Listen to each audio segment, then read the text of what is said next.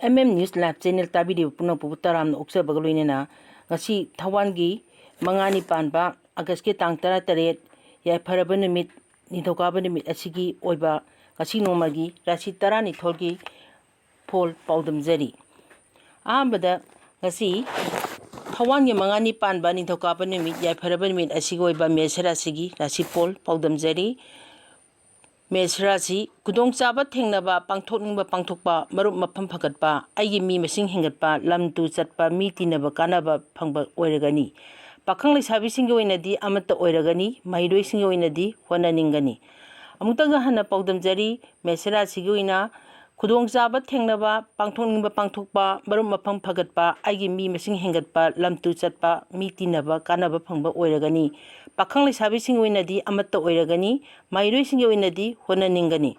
mathangda amuk ngasi Thawangi mangani pamba yai pharaba nithokaba numit asigi oiba bisarasigi paodmjari bisarasi sarak chahing naiba marakta thoramdi pangthoklagani yatpinaba leiba sagaini yengthiba numini sel pithok pisinda haisingani pakhang leisabi singi oinadi logtongnagani mairoi singi oinadi wakhal charangnagani muktaga hana paodmjari ngasigi bisarasi oiba ngasi nomagi Rashi phol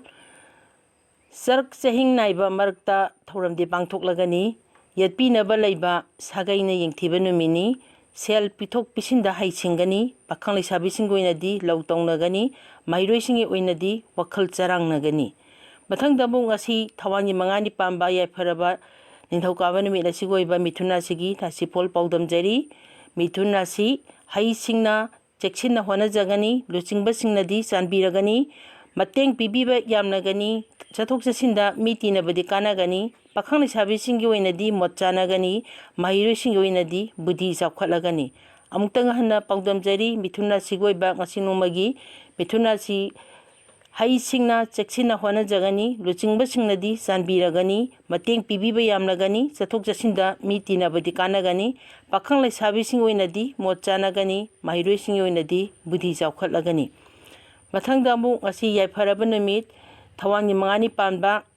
nithokaba numit asigi oiba Karkar Rasigi Rashi phol paodmjari Karkar Rasi asawbana mangjagani sel pithok pisinda haisingani gari tamna thawgani migi mateng pangludaba phagani imungda charangnagani pakhang leisabi singi oinadi logtongnagani mairoi singi oinadi honaningani mathangda amuk hana paodmjari Karkar Rasigi Karkar Rasi asawbana mangjagani sel pithok pisinda haisingani gari tamna thawgani migi mateng pangludaba phagani imungda charangnagani pakhang leisabi singi oinadi logtongnagani mairoi singi oinadi honaningani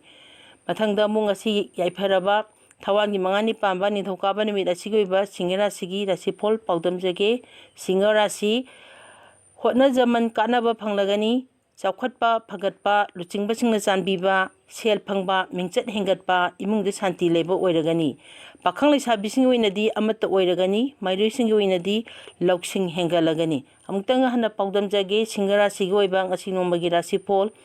hotnajaman kanaba phangnagani chawkhatpa phagatpa luchingbasingna chanbiba sel phangba mingchat hengatpa imungda shanti leiba oiragani pakhang leisabi singi oinadi amata oiragani mairoi singi oinadi loksing hengalagani mathangda amuk ngasi yai pharaba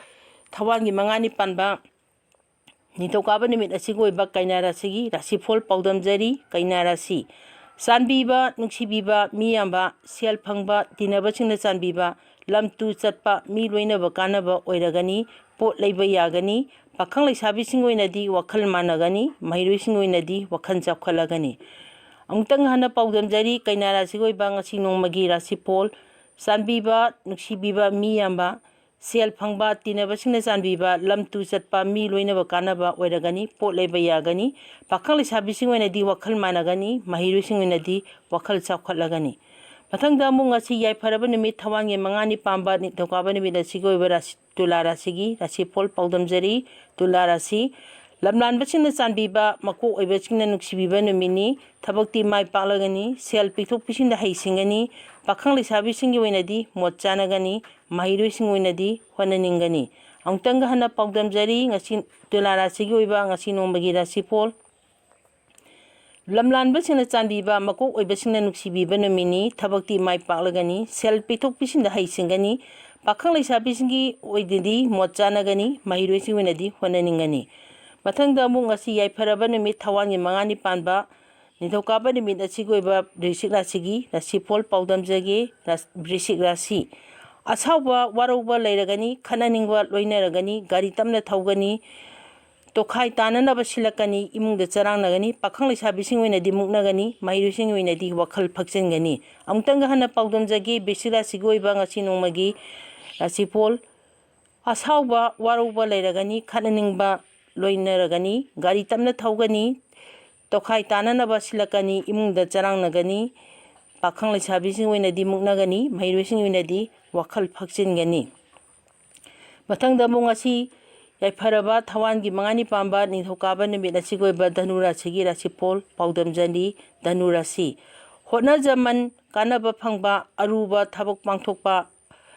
अइगी ओइबा मी मसिंग यामबा सिंथाबीबदा यावबा ओइरगनी पाखंग लैसाबीसिंग ओइनदि नुंसिनगनी महिरोइसिंग ओइनदि बुद्धि चावखलगनी अमुक्तंग हन्ना पाउदमजगे धनु राशिगी ओइबा ngasi नोंमगी राशिफोल धनु राशि होटनजमन कानबा फंगबा Aruba थबक पांगथोकपा अइगी ओइबा मी मसिंग यामबा सिंथाबीबदा यावबा ओइरगनी पाखंग लैसाबीसिंग ओइनदि नुंसिनगनी महिरोइसिंग ओइनदि बुद्धि चावखलगनी मथंगदा अमुक ngasi याइफरबा नुमित थवांगी मंगानी पानबा निथौकाबा नुमित असिगी ओइबा मकर राशिगी राशिफोल पाउदमजगे मकर राशि खुदोंचाबा मायोंगनबा पोट लैबा याबा चांग येंगनबदा माय पाक्चबा मकोक ओइबा सेना नुक्सिबीबा अरापा चटपा कानबा ओइरगनी पाखंग लैसाबीसिंग ओइनदि अमत्ता ओइरगनी महिरोइसिंग ओइनदि होननिंगनी अमुक्तंग हन्ना पाउदमजगे मकर राशिगी ओइबा ngasi नोंमगी राशिफोल खुदोंचाबा मायोंगनबा पोट लैबा याबा चांग येंगनबदा माय पाक्चबा मकोक ओइबा सेना नुक्सिबीबा अरापा चटपा कानबा ओइरगनी पाखंग लैसाबीसिंग ओइनदि अमत्ता ओइरगनी महिरोइसिंग ओइनदि होननिंगनी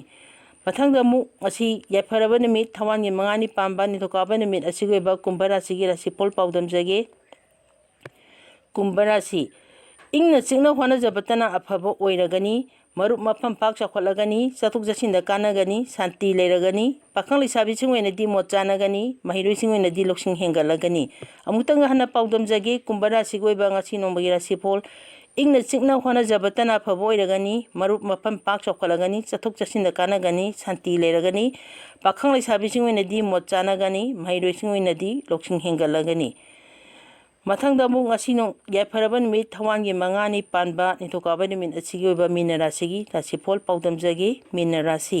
चेक्सिना हईसिंगना होनजगनी सागैना येंथिगनी सेल फंगबा खरा चटपा मानगनी थबक्ति माय पाक्चरगनी पाखंग लैसाबीसिंग ओइनदि लौ तौनगनी महिरोइसिंग ओइनदि वखन चरांगनगनी अमुक्तंग हन्ना पाउदमजगे मीन राशिगी ओइबा ngasi नोंमगी राशिफोल चेक्सिना हईसिंगना होनजगनी सागैना येंसिगनी सेल फंगबा खरा चटपा मानगनी थबक्ति माय पाक्चगनी पाखंग लैसाबीसिंगी ओइनदि लौ तौनगनी महिरोइसिंग ओइनदि वखन चरांगनगनी ngasi याइफरबा नुमित अगस्त की तांग 13 थवांगी मंगानी पांबा निथौकाबा नुमित असिगी ओइबा राशिफोल राशि 12गी राशिफोल पाउदमजबा मतंग असि लोइसनजरी पुनः पो अमु हन्ना इकाय खुन्नबगो लोइनना नोलुक्सरी।